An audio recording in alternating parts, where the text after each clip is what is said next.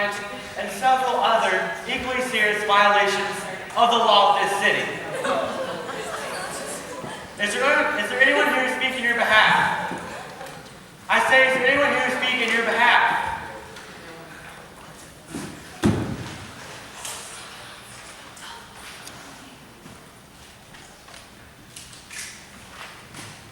Miss Dolly Levi, counselor at law. Your Honor, the defense rests.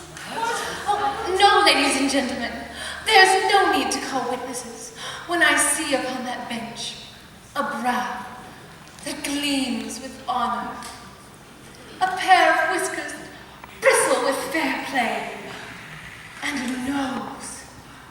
Oh, I ask you, ladies and gentlemen, to look at that nose. A nose that shines like a flaming beacon of justice. Your Honor, would you mind turning this way a bit so that we can get a better view of your beacon? Ah, yes, a living symbol of the motto of our great land, E robuscus unum. Your Honor, I ask for a verdict of not guilty for my clients and that they be allowed to go free, and a verdict of guilty for the only one real culprit, Horace Vandergelder of Yonkers, New York. Dolly? The sole person responsible for these grievous charges of willful destruction of private property.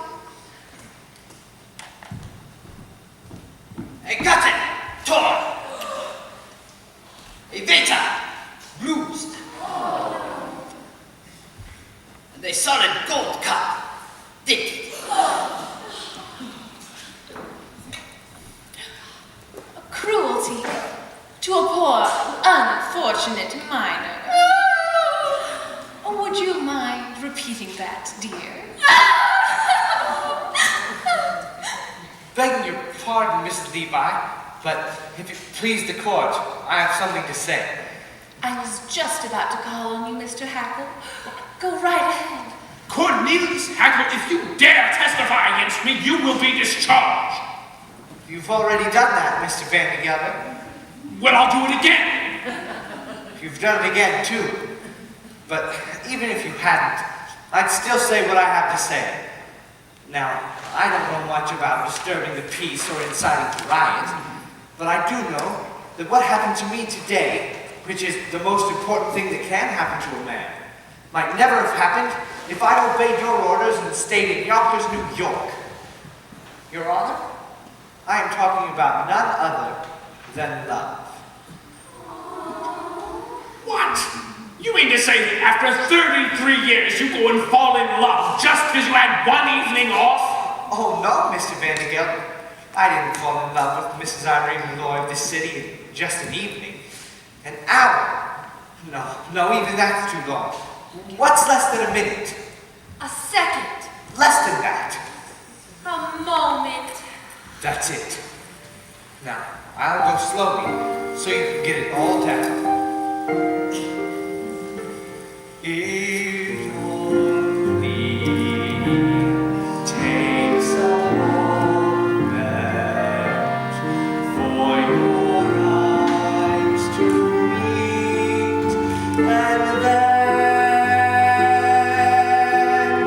your heart knows in a moment you will never be alone again.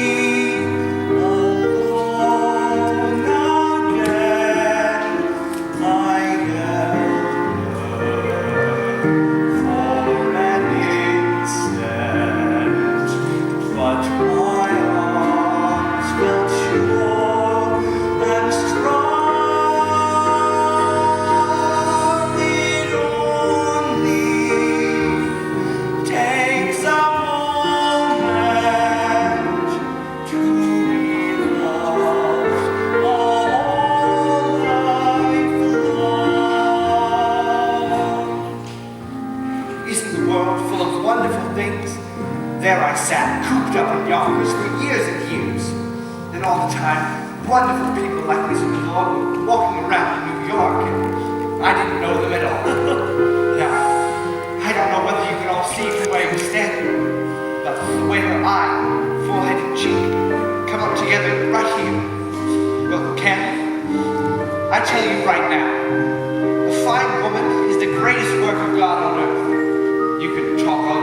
about Niagara Falls and the pyramids, but they aren't in it at all.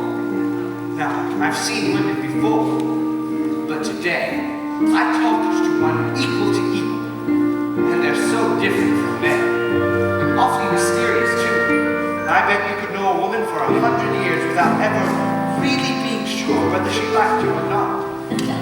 But today, I've lost so many things. My job, my future. Everything that people say is important. But I don't care. Even if I have to dig ditches for the rest of my life, I'll be a ditch digger who once had a wonderful day.